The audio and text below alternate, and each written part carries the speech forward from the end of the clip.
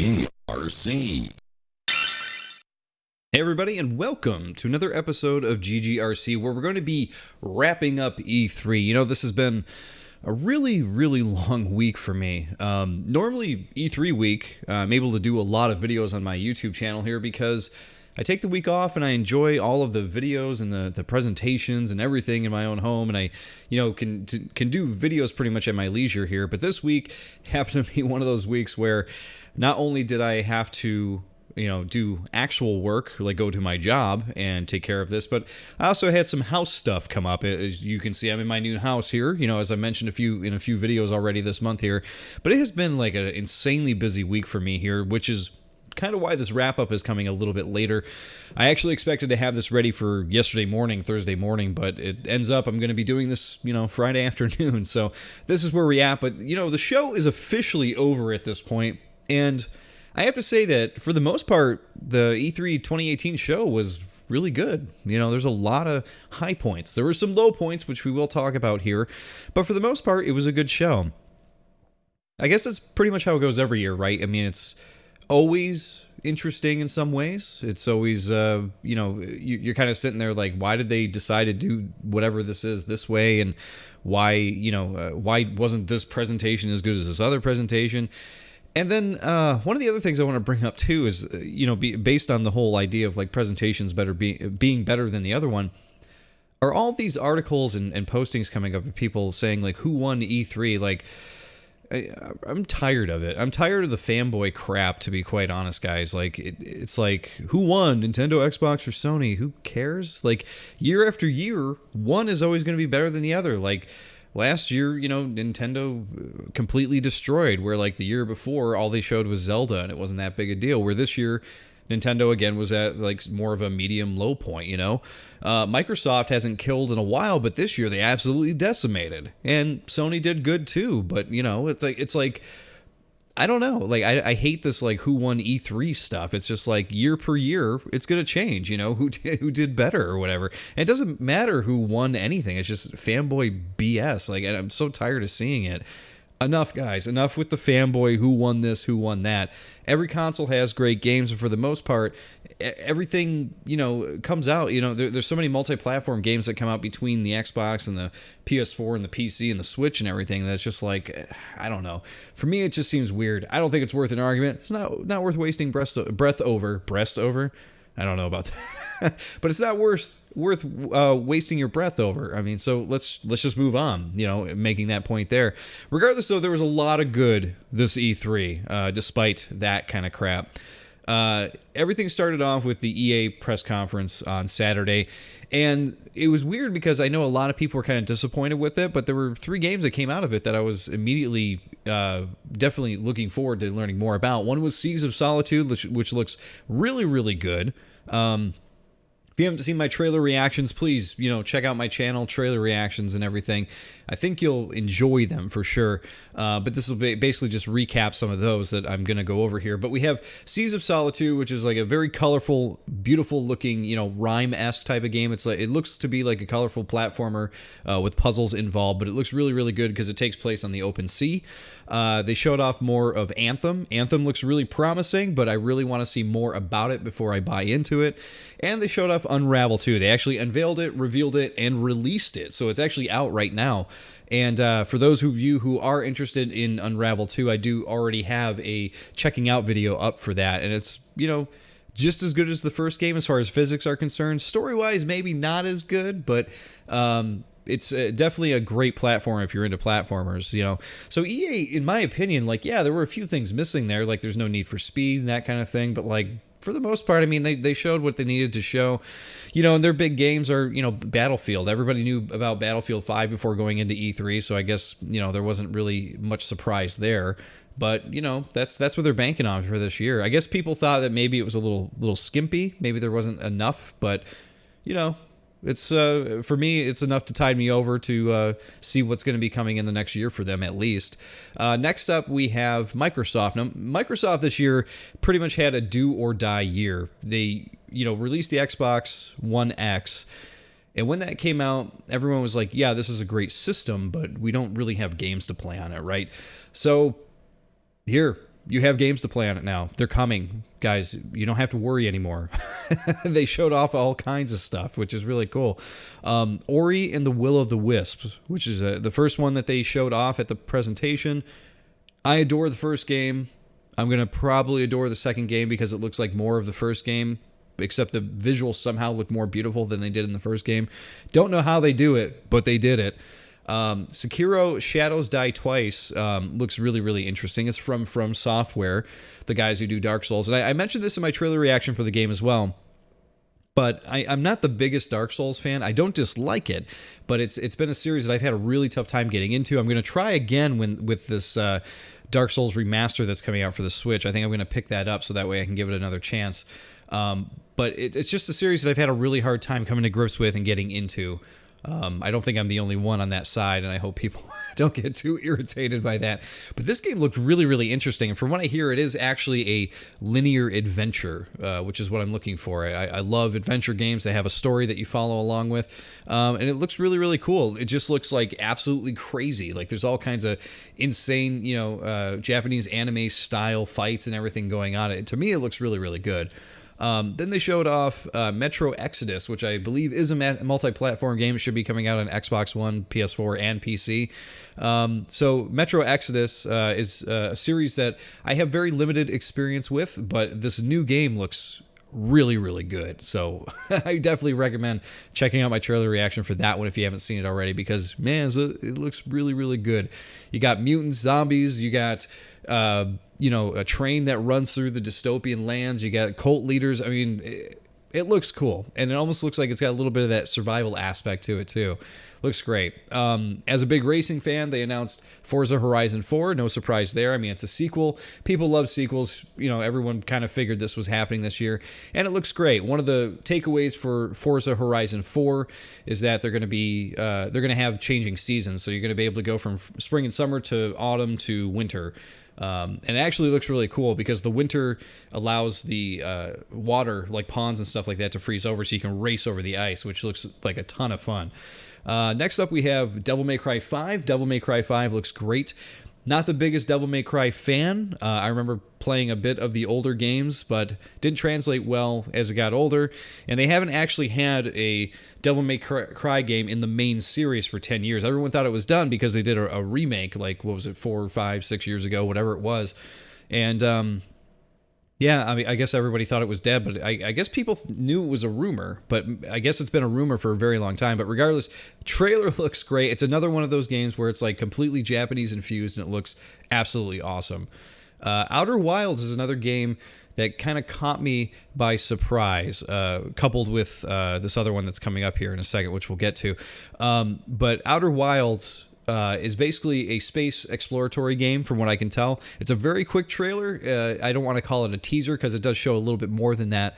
But regardless, it looks really cool. You have your spaceship, you go exploring, and there's a lot of different lands and everything. From what they show, you have a camp where you live with, I don't know if they're NPC characters or other players or whatever, but you take off from there and you go explore and do things. And from what people were saying, it's supposed to be sort of like a No Man's Sky in that kind of arc.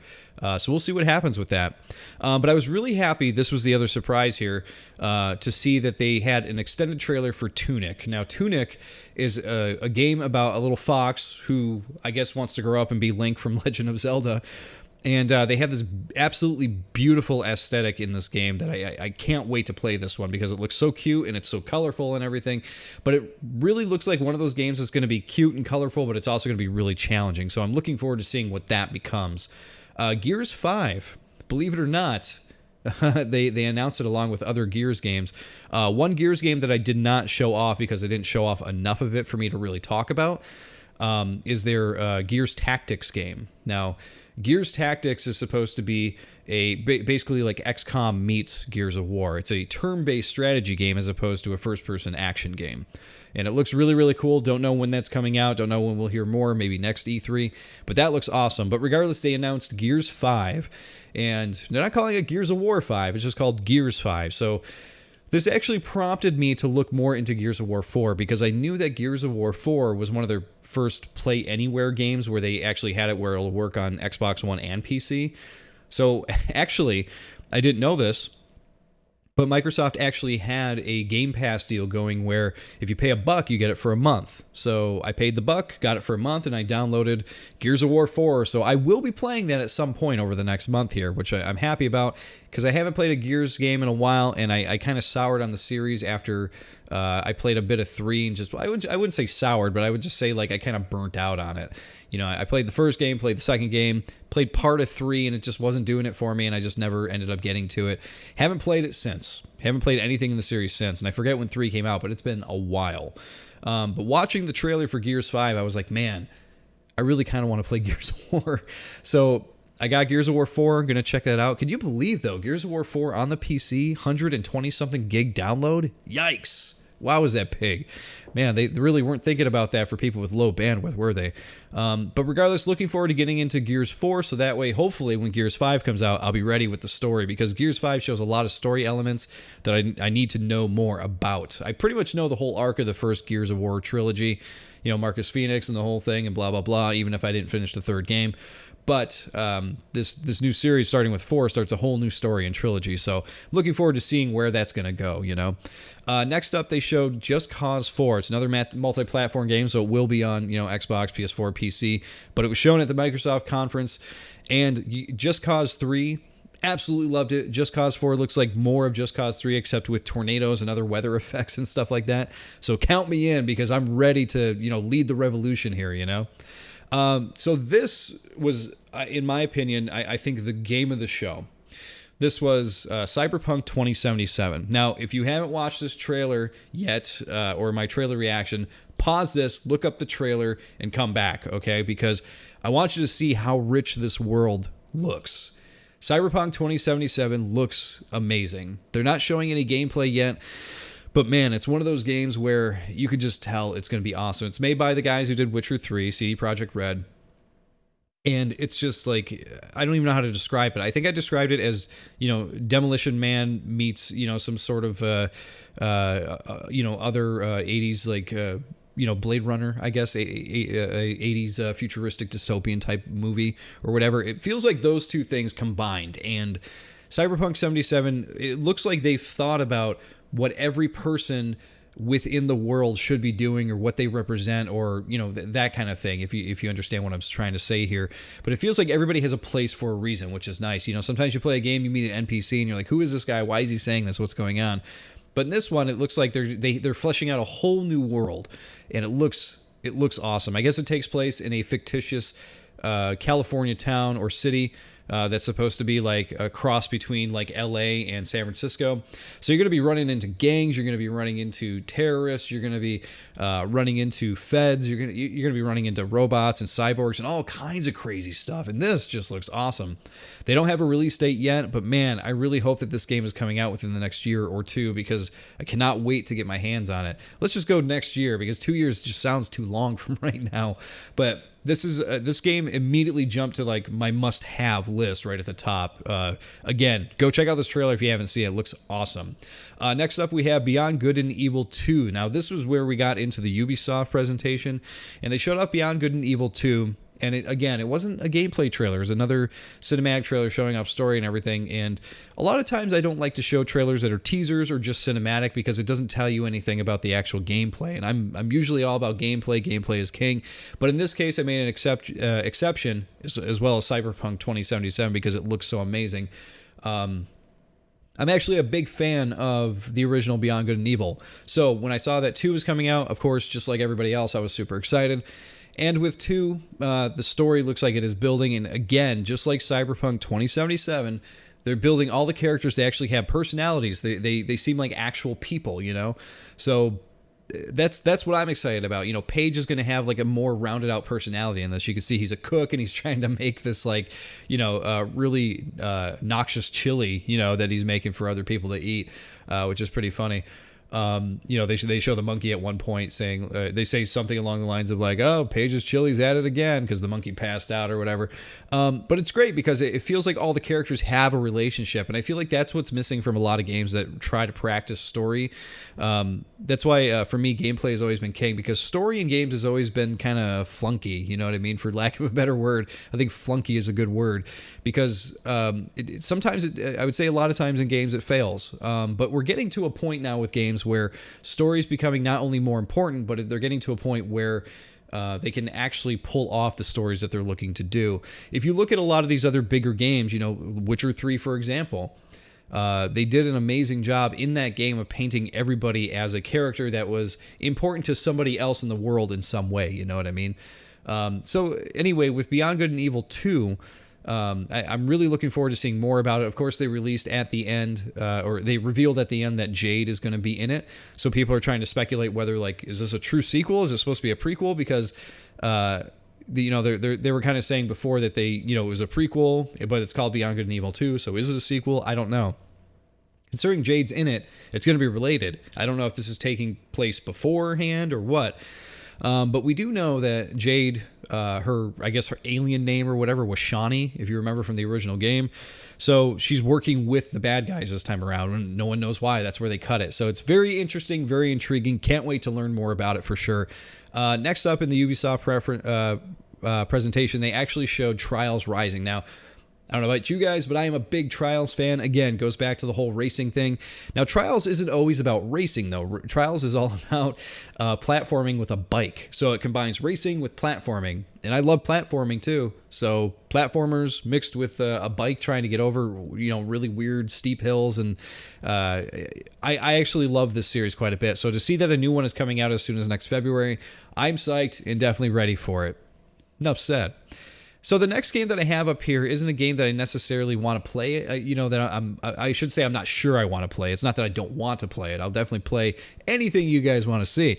But Transference. Now, this looks very interesting because Elijah Wood is a part of it. And he talked about it last year where he kind of pitched it as like, this is the kind of game I want to make. It sounds like something really deep and dark and very actor-oriented, And now finally seeing a trailer for it, I can see what he was saying. You actually have this guy who's a real person like in your face the whole time. And I think you're supposed to be playing as his son. And your consciousness is transferred into this computer program or something like that. And I don't know if you're running away from a glitch or something that's haunting the consciousness or whatever it is, bad memory. It looks really, really interesting, and it's coming out this fall before Halloween, or I think it said it's coming out this fall. I said I hope it comes out before Halloween because it seems like one of those really good creepy games that would be great for the season. So definitely looking forward to seeing more about that and how it plays. After that, they showed off Starlink. The big thing with this is that Star Fox is the main character that you're going to be able to play as on the Switch version. Now, I actually looked up the pre-order for this. The pre-order only allows you to get the game with Star Fox's ship and him in the box. I believe it comes with Star Fox and another pilot. It might be the main pilot in the game. But from what I've read, you can actually play as Fox through the whole game if that's what you prefer to do. So I think that this game is going to be a huge seller on the Switch because people are fiending for an actual good Star Fox game. And this actually looks really good. I looked up the gameplay, saw how it plays, and I wasn't sure what it was going to be, but it actually looks really cool. It's all about like exploring, finding minerals and materials and upgrading your ship and your character and doing missions and stuff like that. To me, I think this looks really, really cool. I hope that it has as much depth as it seems to have in the trailers because, you got to remember that this is technically a kid's game because it's a Toys to Life type of game. It's a Skylanders type of thing. But as much, I did play a little bit of the Skylanders stuff when it came out just to see what it was all about. I really hope that this has more depth than that. Not that Skylanders wasn't cool or anything, but it definitely had a limited depth to it where it was like, it's basically just like it's not a hack and slash game, but it's definitely a brawler, beat 'em up, tap the buttons type of game. This looks like it's going to be a little bit more complicated. You got to fly, you got to concern yourself with jumping, dodging, shooting, collecting, that kind of stuff. So looks pretty cool, looks in depth, and I hope it really is. One of the biggest surprises from the Ubisoft press conference, though, was that they've announced that the starter edition for Honor is free. I got a video up there on my channel. Go check it out if you want the details. But basically, all you got to do on PC is run Uplay. Go on there, find the For Honor Starter Edition, and you'll get it for free up until the 18th. So from this moment, you only have a few more days to go get it. So go get that while you have time. Moving right along, we're going to the Sony conference here. Now, during the Sony conference, I was kind of, I don't know how you want to say, I was a little torn on a lot of the stuff they were showing. The first trailer I actually put up from it was the Resident Evil 2 remake. The Resident Evil 2 remake looks great. If you like Resident Evil, chances are you're going to love this and you can't wait for it.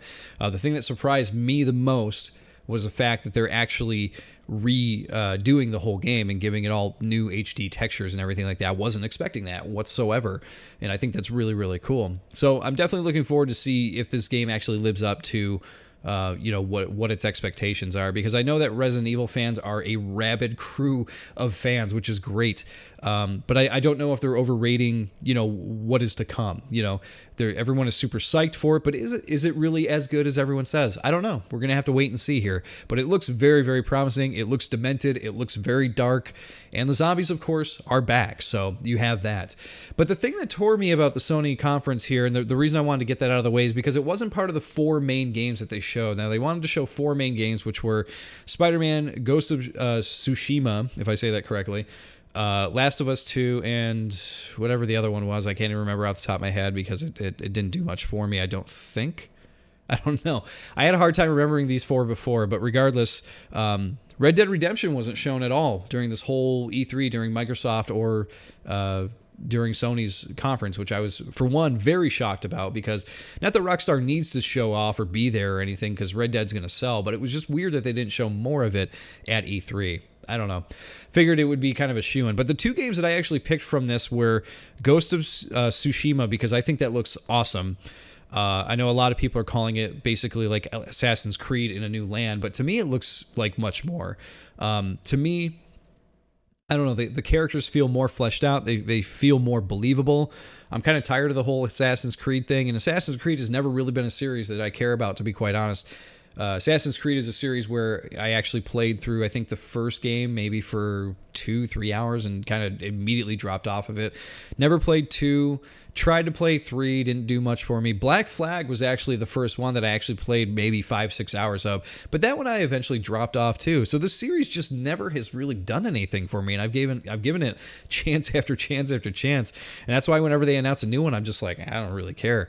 So for them, if this is true, if they're just applying the whole like Assassin's Creed idea to, this Ghost of Tsushima game, I'm all ears, because to me it looks better. To me it looks like a better game, and I hope that's the case, because it looks, so the visuals and everything are very jaw-dropping, and the story and everything looks really, really good. It's sort of got like a Shogun thing going on, so I'm looking forward to seeing more about that. Of course, the other game that I covered from Sony's press conference was Spider-Man, and Spider-Man looks great. It looks untouchable. It looks like a system seller. It looks awesome. I don't really have anything else to say about it. Like, this looks like the game that you should be playing this September when it comes out, because it looks awesome. So let's talk about The Last of Us 2, though. The Last of Us, I did not play. I had a PS3. Was not a game I was really interested in, and I've said this several times on the channel, but I'm just not super into stealth games. And not super into horror games either, depending on, what kind of horror game it's supposed to be. I'm not into, like, being spooked constantly, it's just not my thing. So this game has both of those things, at least the first one did, so I said, I didn't really feel like playing that, I don't feel like, my heart is bad enough as it is. I don't need it racing constantly for, 3 hours straight while I play this game. So I saw the preview for Last of Us 2. I think it looks cool, but it's too intense. It's too intense for me. I hate to say it. I probably sound like a wimp saying that. But when I'm watching, I think her name's Ellie, and she's running through these areas, I was like, man, like the amount of damage she has to do to all these people, and how brutal it is, and you never know who's chasing you from where, or whatever. To me, that doesn't seem very fun. To me, that just seems like a bad nightmare come to life. Like, that's a bad dream I'll wake up from in the middle of the night that I can't get back to sleep from. You know what I mean? So I don't really want to play that. So I'm really really excited for the people who are excited about that. But for me, it's just like, I don't know. It didn't do a whole lot for me watching it. So like I said, anybody who is excited for that though, glad you're getting it. Glad you're enjoying it. I hope you really like the game. I just thought of the fourth game that Sony showed off, though, was Death Stranding. I'm not sure how I forgot that because it's a huge game. But one of the reasons I didn't cover it this year, because I've covered it each year that they've showed a little bit of it because it seems interesting, is that this was the first year that they showed it, and it just said, to me, it was more of a like, yeah, okay. Like, I get it. It's weird. Like, I feel like every trailer they do for Death Stranding, it's more about how weird can we be in the trailer without actually showing you the game? And it's getting a little frustrating. So this year I'm not covering it. I'm not putting up a trailer reaction. I'm not giving it, any attention, because until we actually see what the game is about, how you play it, where you're going, what you're doing, then I'm good. The only thing that you put together, I guess, is that the guy who played Norman Reedus, his character in the game, is that I guess he delivers body parts or people or something like that. So again, it's like, it's weird. Yeah, great. I'm glad it's weird. I'm glad it's a Kojima game. All his games are kind of weird, right? All the Metal Gear games were a little strange, but I don't know. Until I see the proof in the pudding for this game, I don't think I'm going to be covering it anymore. So that's where we're at there. So jumping from Sony to the Tuesday's last presentation, which was the Nintendo presentation. And there, I had a lot of high hopes going into this because last year's was so good. We got Breath of the Wild before E3 last year, and then it came up and they're like, oh, you guys are getting Mario Odyssey. And I was like, holy crap, Mario Odyssey looks great. And it turns out it was great. It was a really good game. So this year, they announced Precursor Super Smash Brothers was coming out at the end of the year, right? So we're like, okay, there's got to be some other thing that's coming. Like the rumors were that there's a Star Fox Grand Prix coming or something like that, right? We do know that Mario Tennis is coming very soon this month here, but there had to be some other first-party game that's coming. So they did the presentation. They showed the one trailer that I decided to put up for Nintendo, which is Daemon X Machina, which actually looks really, really cool. And I'm definitely looking forward to finding out more about that one because it's like a mech fighting game. Looks great. Then it went on and they basically did like a huge montage of games that we already know were coming from previous Nintendo Directs. And a lot of these games are games that I've either played on other platforms like PC, or the games that I already knew were coming. So no real reveals there. Then they decided to do, I think it was about 22 minutes of Super Smash Brothers footage. They basically went over like, oh my God, like here's a ton of the changes. Here's a bunch of the characters' new Final Smash moves. Here's this, here's that. And it got to the point where you're looking at your watch or you're looking at your clock and it was just like, are they really still talking about this? So it got to the very end and they revealed that Ripley from Metroid is going to be in the game, which I was like, okay, that's a really cool reveal. And I really thought that was going to fade out from the Smash stuff after they say bye and it was going to fade into, oh yeah, and by the way, coming in November, this, something like that, or coming in January, coming in February.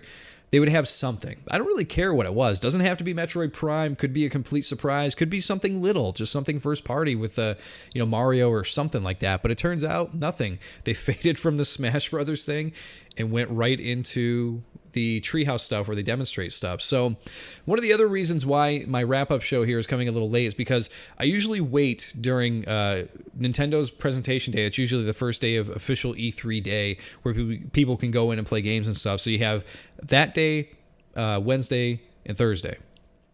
You got 3 days where a lot of different websites are streaming different things with different developers, different companies come over and show off their games. And sometimes new stuff gets revealed that looks really exciting. But I got to say, guys, like normally there's at least 2-3 trailers that I put up, during those days when I'm like, oh, this is really cool. I can't believe this wasn't in anybody's press conference, right? And then this year there wasn't really anything. They had a lot of interesting talks. Don't get me wrong. They had a lot of good developers talking on there about their games that are coming up and stuff like that, which is great information. But there just wasn't anything to reveal or talk about. I was to be quite honest, pretty disappointed. To the point where yesterday I didn't even end up watching any of the last day's presentation stuff because I'm like, oh wow, they're just going to keep going over all the same stuff that we've already talked about the past couple days. So I was pretty disappointed yesterday. Yeah, I kind of had like, the dazing thing where I was just like, yeah, whatever, shut it off. And I went and did something else. So that was E3 this year. E3 had very high highs and very low lows, I feel like. Even Nintendo's Treehouse thing that they show, usually they have somebody on where they're like, all right, guys, we know that you're all playing Switch, but this guy has a new 3DS game that's coming out. Check it out. He'll show off a new 3DS game. Even if it was a downloadable like eShop game, nothing. So that was a little disappointing for me that nobody had anything else to show.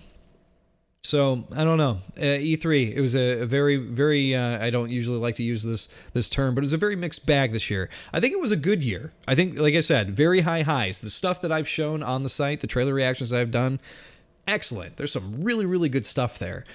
But as far as everything else goes, I don't know. It's like, man, I really wish that there were a few other things being shown off. Even Sony had some reveals. They showed off the Resident Evil 2 trailer, which was really cool. Microsoft had a ton of cool reveals. Nintendo, a little lacking, so I don't know. But I'm sure Nintendo will make up for it, at some point. They'll probably show a direct in September or something like that, and they'll be like, oh yeah, by the way, and then everyone will be like, why didn't you reveal this earlier in the summer? I don't know. Nintendo always works that way, which is crazy, but I am looking forward to Smash Brothers, that's for sure. I think Starlink might actually be like a buy for me on the Switch, because that looks like a lot of fun too. A few of these other games too that we've been talking about here also look like shoo-ins for me. Trials will be one. I mean, that's probably a day one purchase for me. Just Cause 4 is up there for me. Metro Exodus looks like it's going to be that, unless they reveal a trailer that shows that it's something I don't want to get. So the games that I'm most excited for that they showed, I have to say probably Seas of Solitude, Ori, and the Will of the Wisps. That's like way up here. We'll say Metro Exodus. Let's see what else we got here. Just Cause 4, because I love it. Cyberpunk 2077, but that's way far off in the future. Beyond Good and Evil 2, way far off in the future, but way up there.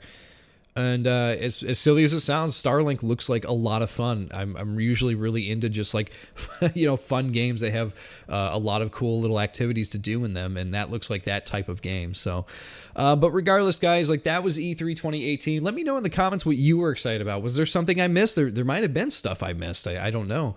Maybe this is the last day where I decided not to watch because nothing was really coming out. Maybe I missed something, so let me know.